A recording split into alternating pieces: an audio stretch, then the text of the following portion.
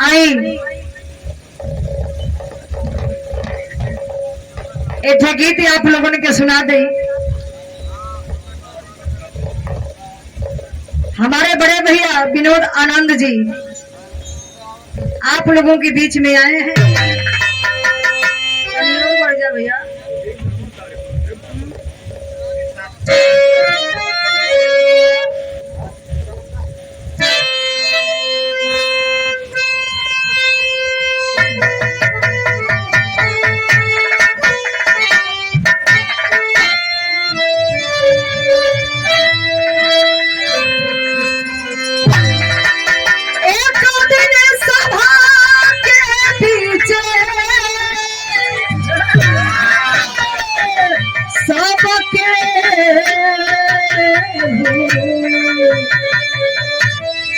रहले झूठे अचर जहाँ मसननी अचर जहाँ मसननी ही तो धारा बाबा साहब क्या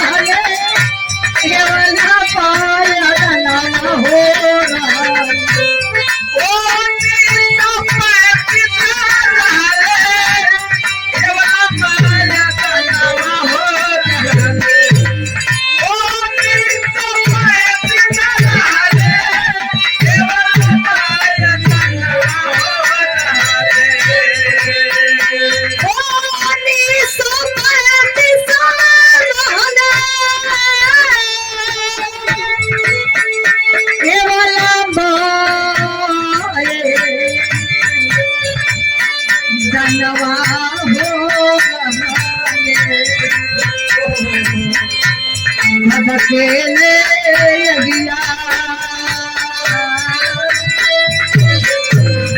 अकेले अगिया नींबू के पखाड़ के जरा बेले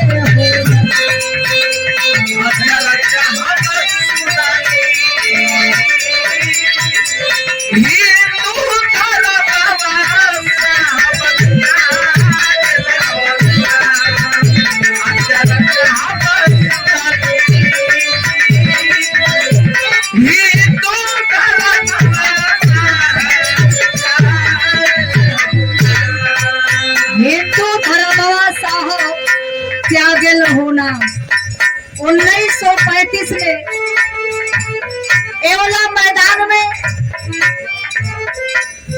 एक बहुत बड़ा बाबा साहब अम्बेडकर ने ऐलान किया और जनसभा लगा हुआ था। उसी जनसभा में कह रहे हैं कि मैं हिंदू धर्म को नहीं मानूंगा, मैं हिंदू धर्म में जीना नहीं चाहता हूँ। मैंने हिंदू धर्म में जन्म ले लिया, ये मेरी बस की बात नहीं थी, लेकिन हिंदू धर्म में मरूंगा नहीं, ये मेरी बस की बात है। सारे लोग सुने और कहे कि अरे बाबा साहब अम्बेडकर क्या कह रहे हैं, कह रहे हैं कि हिंदू धर्म को हम नहीं मानेंगे। हिंदू धर्म के लोग आए और कहे कि बाबा साहब आप हमारे धर्म में हो जाइए, जो कहिए वो हम लोग करेंगे, जितना कहे उतना पैसा देंगे। लेकिन बाबा साहब कहे कि नहीं, हमको हिंदू धर्म में नहीं रहना है।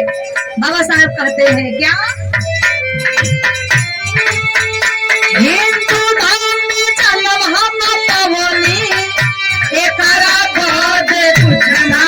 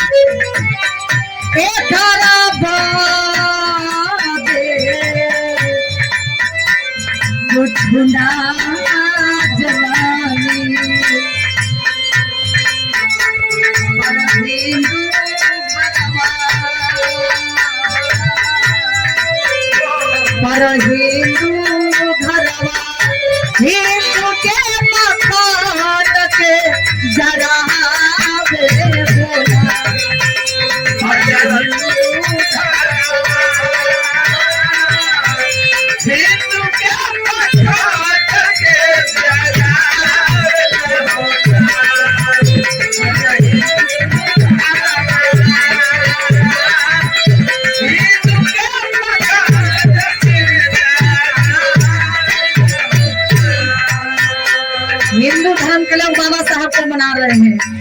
बाबा साहब एक ही बात कहे कि नहीं, हमको हिंदू धर्म में नहीं रहना है।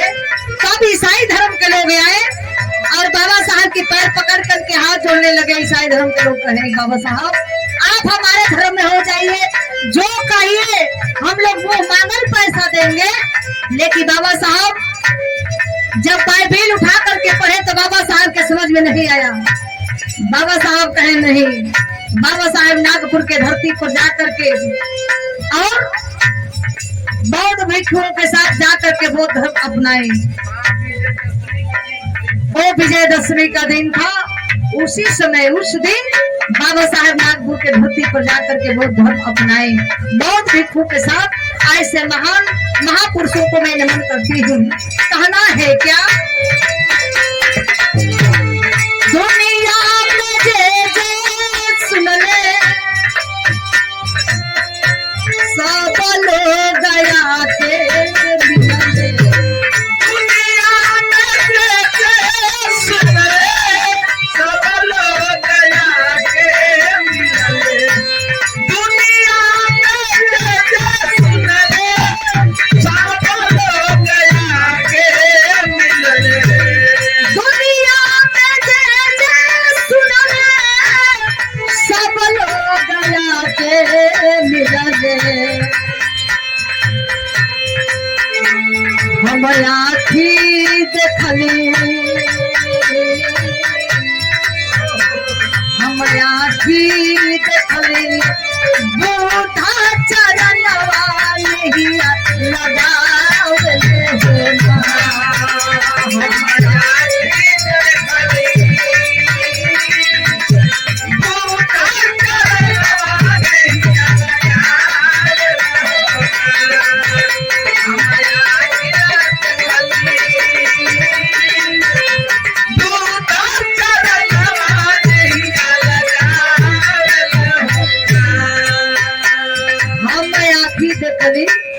बुद्ध चरणवा नैया लगावे।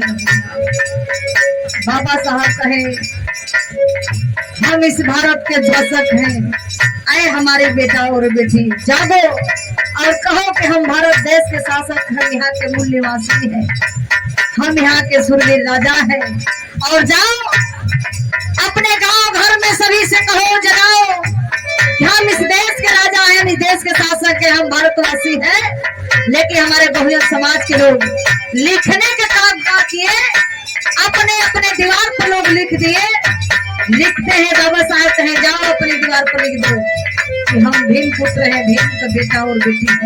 तो एक और लिखते लोग क्या, जय श्री राम, हर हर महादेव, धन निरंकार, जय श्री राम, है ना। बताइए बाबा साहब ने क्या किया, हम क्या कर रहे हैं, उनके विचार पर नहीं चल रहे हैं। आप अपने आप अपनी कमजोरी दिखा रहे हैं और अपना अधिकार अपने आप लुटा रहे हो। ये बताइए ये किसकी गलतियां हैं? मेरी गलतियां हैं, आपकी गलतियां हैं। अपने अधिकार की लड़ाई करिए, हक की लड़ाई करिए। इसीलिए कहना है क्या, बुद्ध के शरण में गई पंचशील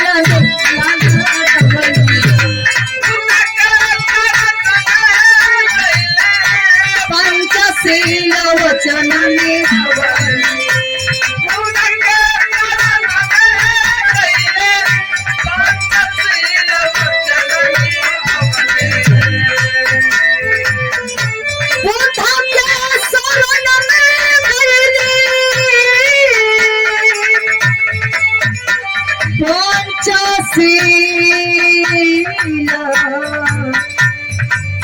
वचना निभाले,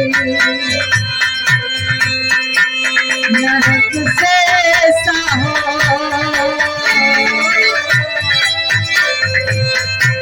नरक से साहो, मुक्ति के दीनावा गीतार हो।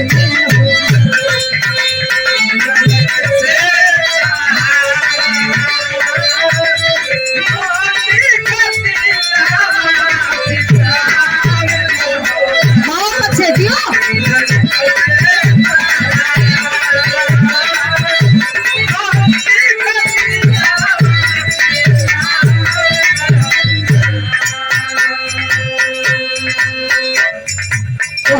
साहब ने हमार माई दीदिया तनी भर में गुमराह हो जाली तई मुर्गा माई आ दुर्गा माई का दिन ना हो कि जीवन कुछ मिलल हाई बैठले का स्थान मिलल ना इतनी बढ़िया आप लोग कुर्सी पर बैठल हो हाई लाई टेंट हाउस सब कुछ व्यवस्था हुआ है ना। बताइए इतनी बढ़िया सेमरसेबुल का पानी कूलर पंखा सब चलता एक है उजाला घर में ना रहल बाबा साहब। पहले जिस समय हम लोग जलालत झील रहे थे हमारे महापुरुष झील रहे थे एक दीवरी के चिराग जरे पंचो होतना दूर चिराग जरता वहां का रोशनी आवे तो बाबा साहब रात रात भर बैठ करके पढ़े कहे कि हमारे बेटी और बेटा अभी जग नहीं रहे सो रहे हैं उसी के लिए हम जग रहे हैं। किसी दिन अगर जग जाएंगे उसी दिन हमारे इतिहास को पढ़ेंगे उसी दिन से हमारे कारवा को आगे बढ़ाएंगे। लेकिन नहीं ये तो पलटा मार दिए ये लोग पलटा मार करके जा रहे हैं कुंभ स्नान करने जा रहे हैं विंध्याचल दर्शन करने जा रहे हैं तमाम जगह दर्शन करने जा रहे हैं लेकिन अपने महापुरुषों की विचारधारा को भूल गए। बताइए एक पंचशील धर्म को एक पालन नहीं कर पा रहे हैं। इसीलिए मैं बताना चाहती हूँ ये कब विचार करेंगे कब समझेंगे। आइए क्या कहते हैं बाबूजी गुलाब चंद सिपाही जी कहते हैं सिपाही थे बाबू और इलाहाबाद में अपना मकान बनवा करके रहते हैं। कहे कि जो मैं बेटा ये वर्दी जब मैं पहनता हूँ पिस्टल खोस करके चलता हूँ ये किसी की देन नहीं है बाबा साहब अम्बेडकर की देन है।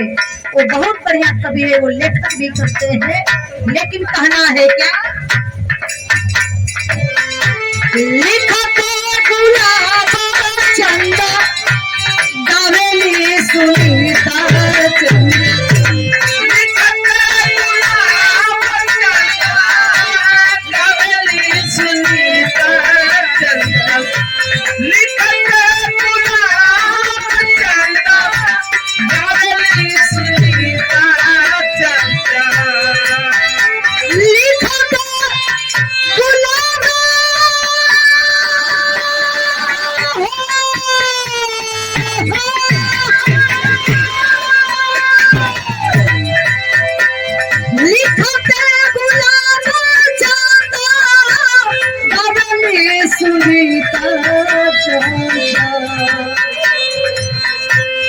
साहब की बतिया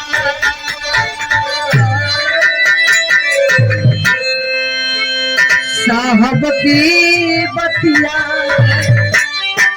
गाई गाई पंचम के सुनावली होना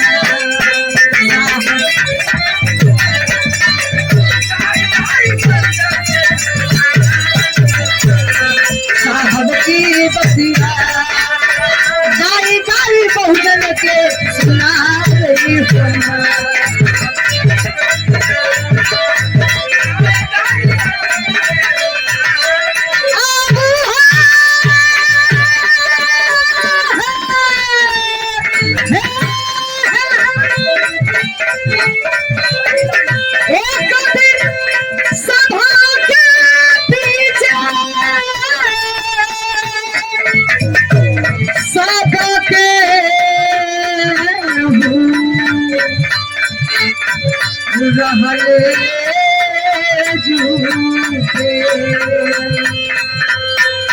अचरज हम सुनली अचरज हम